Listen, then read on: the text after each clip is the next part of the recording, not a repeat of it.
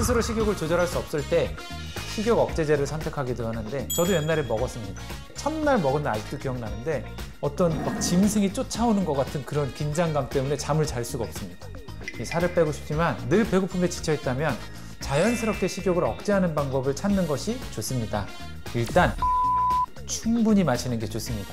이 성가신 배고픔을 억제하도록 돕고 심지어 더 오랫동안 만족감을 느끼도록 만들 수 있습니다.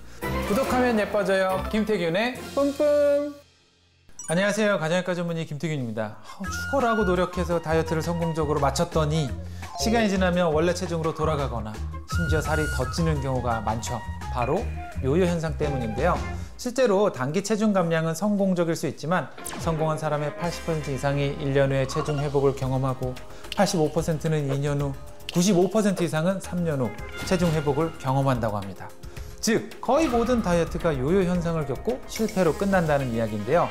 요요가 오는 가장 큰 이유는 뭐니 해도 식욕 때문이죠.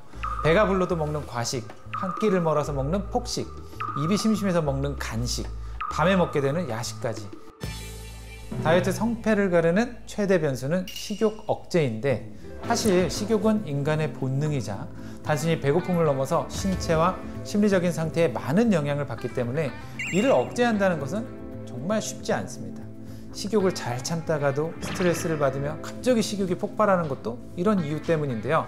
심리적 스트레스로 인해 식욕 중추가 흥분하면 심리적인 허기로 인해서 우리가 폭식을 하게 되는데 그 중에서도 가장 많이 먹게 되는 것이 바로 탄수화물입니다.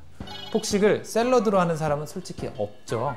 이 폭식의 목적은 많이 먹는 게 아니라 음식이 주는 그 온기, 그 따뜻함, 행복감 이런 게 필요하기 때문이거든요. 대부분 살이 찌기 쉬운 음식을 선택하게 됩니다. 실제 연구에서 스트레스를 받는 여성들이 선호하는 음식은 단 음식이 55.7%, 떡빵이 19.2%, 술이 18.0% 순으로 나타나는데요. 이것이 바로 정제 탄수화물.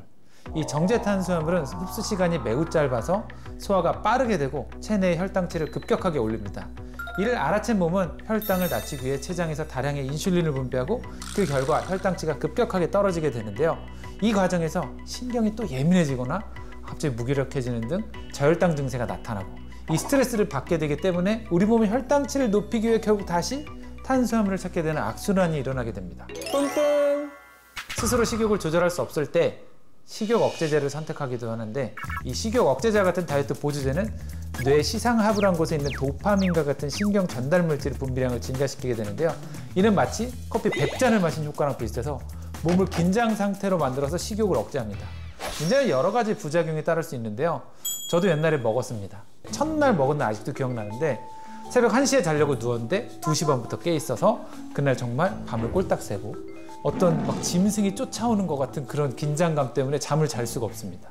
이 엄격하게 의사의 진단에 따라 처방을 받아서 사용을 해야 되는데 좀 오남용하는 분들이 있으세요. 살을 빨리 빼려고 한 알만 먹어야 되는 걸 막 3알, 4알 먹으면 이게 그냥 단순히 살이 빠지는 문제가 아니라 우울증, 수면장애, 그걸 넘어서 이제 환각, 발작까지 나타날 수 있는데 대낮에 20대 여성이 광란 질주하면서 차량과 버스 등 6대를 잇따라 들이박았던 사고, 남해안고속도로를 지나던 고속버스에서 20대 여성이 막 일면식도 어떤 갈등도 없던 40대 승객에게 흉기 난동을 벌인 사건 역시 식욕 억제제를 먹고 환각 상태에서 벌인 일이라고 알려졌죠.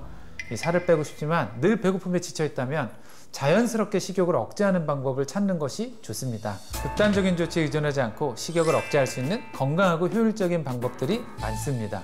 뿜뿜! 일단 물을 충분히 마시는 게 좋습니다. 수분이 부족하면 뇌에 에너지가 필요하다는 것을 알리기 위해 목마름과 배고픔을 알리는 신호가 동시에 울리는데 문제는 우리 몸이 목마름을 분별하지 못하고 두 신호 모두 먹고 싶은 충동, 입이 좀 심심한데? 이렇게 해석을 한다는 겁니다. 결국 과식과 폭식을 유발할 수 있게 되는데 반대로 물을 충분히 마시면 이 성가신 배고픔을 억제하도록 돕고 심지어 더 오랫동안 만족감을 느끼도록 만들 수 있습니다. 물은 가짜 식욕도 구별해 주는데요. 스트레스 호르몬인 코티졸 분비가 과다해지면 식욕을 억제하는 렙틴과 식욕을 높이는 그렐린 호르몬의 균형이 무너지면서 가짜 배고픔이 생기기도 하는데 가짜 식욕을 극복하려면 물 한 컵을 먼저 마셔보는 게 좋습니다. 물을 마시고 20분 후에도 여전히 배가 고프면 이건 진짜 배고픈 거니까 식사를 하시는 게 좋겠습니다. 이 식단에 지방을 추가하는 것도 도움이 될 수 있는데요. 사실 모든 지방이 나쁜 건 아닙니다. 건강한 지방은 만능 영양 식단에 매우 중요한데요. 특히 날씬해지려고 할 때 더 그렇습니다.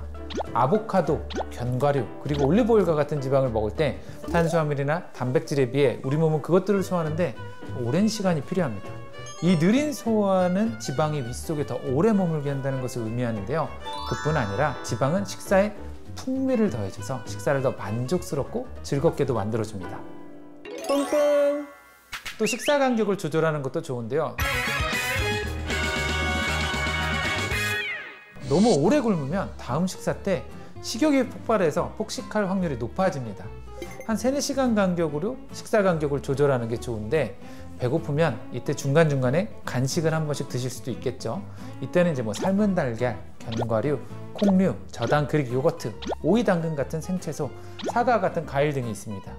이런 것들은 식이섬유가 풍부해서 포만감을 줘서 식사량 조절이 수월해집니다. 그리고 다크 초콜릿도 괜찮습니다. 식사 시간이 아닌데 음식이 먹고 싶을 때 다크 초콜릿을 먼저 섭취하면 식욕 억제에 도움을 받을 수 있습니다. 간식 섭취는 가짜 식욕이 나타나기 쉬운 시간대를 공략하는 것도 방법인데요. 가짜 배고픔은 오전 11시 1분, 오후 3시 13분, 오후 9시 31분에 자주 온다는 연구 결과가 있습니다. 시간이 참 구체적이죠? 생각해보면 점심 먹기 전, 점심 먹고 나서 뭔가 따분한 오후, 저녁 먹고 나서 뭔가 심심한 저녁 때인데, 이 시간에는 피로와 스트레스를 느끼는 경우가 많아서 가짜 식욕이 잘 나타나기 쉽다고 합니다. 구독하면 예뻐져요. 뿜뿜. 짝터김태균과 함께라면 하루하루 더 예뻐져.